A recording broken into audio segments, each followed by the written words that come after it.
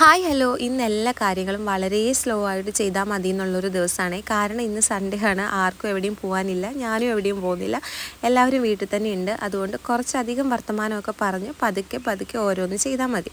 രാവിലെ തന്നെ എല്ലാവരും ഓരോ ഗ്ലാസ് പാൽ ചായ കുടിച്ചിട്ടുണ്ടായിരുന്നു. അതിന് ശേഷമാണ് ഞാൻ കിച്ചണിൽ കയറിയിട്ട് ബ്രേക്ക്ഫാസ്റ്റ് ഉണ്ടാക്കുന്നത്. ഇന്ന് നമുക്ക് ബ്രേക്ക്ഫാസ്റ്റിന് ദോശയും വെള്ള ചട്നിയുമാണ്. പണ്ടൊക്കെ ചട്നി ഉണ്ടാക്കുമ്പോൾ ഞാൻ ഉണ്ടാക്കുമ്പോഴല്ല, പണ്ടൊക്കെ ഇങ്ങനെ ബ്രേക്ക്ഫാസ്റ്റിനൊപ്പം ചട്നിയൊക്കെ കിട്ടുമ്പോൾ ഞാൻ കരുതിയത് ഇതൊക്കെ ഒരു നീണ്ട പ്രോസസ്സാണെന്നാണ്. പക്ഷേ ഇപ്പോൾ കിച്ചണിൽ കയറി ഓരോന്ന് ചെയ്യാൻ തുടങ്ങിയതിന് ശേഷമാണ് അങ്ങനെ വിചാരിച്ച പല കാര്യങ്ങളും ഇത്രയും സിമ്പിളായിരുന്നു എന്ന് മനസ്സിലായത്.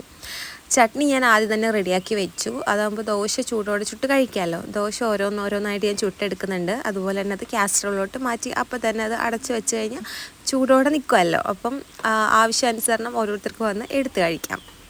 അങ്ങനെ ദോശ ഉണ്ടാക്കി കഴിഞ്ഞിട്ട് ജസ്റ്റ് അവിടേക്ക് ഒന്ന് കൗണ്ടർ ടോപ്പൊക്കെ ഒന്ന് ഞാൻ തുടച്ചു. അതിനുശേഷം അമ്മയ്ക്ക് ഒരു ഗ്ലാസ് ചായ കൂടി എടുക്കുന്നുണ്ട്. രാവിലെ കുടിച്ചതാണ്, എന്നാലും അമ്മയ്ക്ക് ബ്രേക്ക്ഫാസ്റ്റ് കഴിക്കുമ്പോൾ ഒരു ഗ്ലാസ് ചായ വേണം. അപ്പോൾ അത് കൊടുത്തു. അതിൻ്റെ ഇടയിൽ കുടിക്കാനുള്ള വെള്ളമൊക്കെ വെച്ചിട്ടുണ്ട് അടുപ്പത്ത്.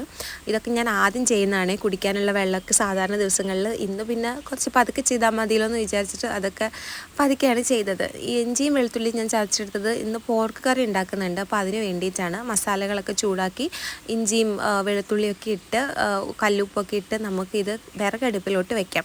അതാകുമ്പം പതുക്കെ അവിടെ ഇരുന്ന് വെന്തോളും, നല്ല ടേസ്റ്റുമാണ്. ഇപ്പോൾ ഗ്യാസിൻ്റെ ഒക്കെ ക്ഷാമം ഉള്ളതുകൊണ്ട് തന്നെ ഞാൻ കൂടുതലെന്ന് പറഞ്ഞാൽ ഇതുപോലെ ഇറച്ചിയോ മീനോ അതുപോലെ ചോറ് ഇതെല്ലാം ഞങ്ങൾ വിറകടുപ്പിൽ തന്നെയാണ് കൂടുതലും വയ്ക്കാറുള്ളത്.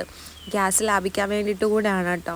ഇനി ഇത് അകത്തെ വാഷ് ബേസിനാണ്, മെയിൻ കിച്ചണിലെ വാഷ് ബേസിനാണ്. ഇത് എല്ലാ ദിവസവും കഴുകേണ്ട ഒരു ആവശ്യമില്ല, കാരണം ഇവിടെ നിന്ന് അങ്ങനെ പാത്രമൊന്നും കഴുകാറില്ല, കൈ പോലും കഴുകാറില്ല. അതുകൊണ്ട് ഞാനൊരു 3 ദിവസം കൂടുമ്പോഴാണ് ഈ വാഷ് ബേസിൻ ക്ലീൻ ചെയ്യാറുള്ളത്. പുറത്തുള്ളത് ഡെയിലി ക്ലീൻ ചെയ്യും.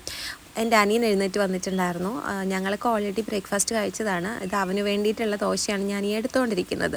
4 ദോശയും കുറച്ച് ചട്നിയും വെച്ചിട്ട് ഒരു ഗ്ലാസ് കട്ടൻ ചായയും വെച്ച് അവന് കൊടുക്കാം. അപ്പോൾ രാവിലത്തെ ഏകദേശം പണികളൊക്കെ ഇവിടെ തീർന്നു. അപ്പോൾ അത്രയേ ഉള്ളൂ.